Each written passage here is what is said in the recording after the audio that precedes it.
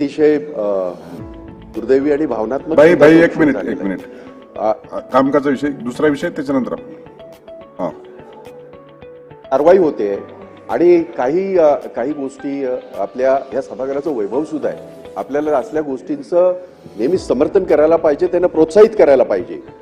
ही घटना जेव्हा घडली त्यावेळेला आरिफ बामणे नावाचा एक आमचा सहकारी दाभोळचा आहे, तो दापोलीचा आहे, तो सरकारी याच्यामध्ये काम करतो, तो मास्टर आहे. त्याचे जे वेगळे वेगळे हे आहेत त्या बोटीवर होता.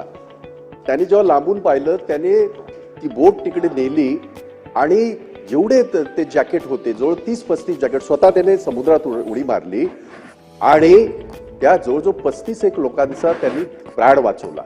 एक लहान मूल बेशुद्ध पडलं होतं, परंतु यांना ट्रेनिंग असते, त्याने त्याला ताबडतोब पालथं घातलं आणि जे प्राथमिक आपण हे करतो त्याच्यामध्ये ते मुलाचा जीव वाचला.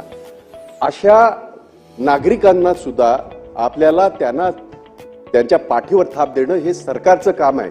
कुठल्या याचा त्याचा पंथाचा जातीचा न विचार करता मला या ठिकाणी या गोष्टीचा उल्लेख करताना गर्व वाटतो की माझ्या गावातला आरिफ हा जो बामणे आहे तो आमचा काम करणार आहे. आमच्या माझं सुद्धा तिथे त्या याच्यामध्ये वॉटर ट्रान्सपोर्टमध्ये मी सुद्धा छोट्या प्रमाणामध्ये आहे आणि म्हणून ही दक्षता इतरांनी घ्यावी, प्रोत्साहित व्हावे म्हणून सुद्धा सरकारने ह्या गोष्टीची नोंद घ्यावी आणि त्यांना नुसतं एखादं प्रशस्ती पत्रक जरी दिलं आपण देतो आणि म्हणून माझी ती विनंती राहील, आरिफ बामणे हा कोकणातला एक कोकणस्थ आमचा सहकारी, त्याने केलेलं अतिशय जबरदस्त काम.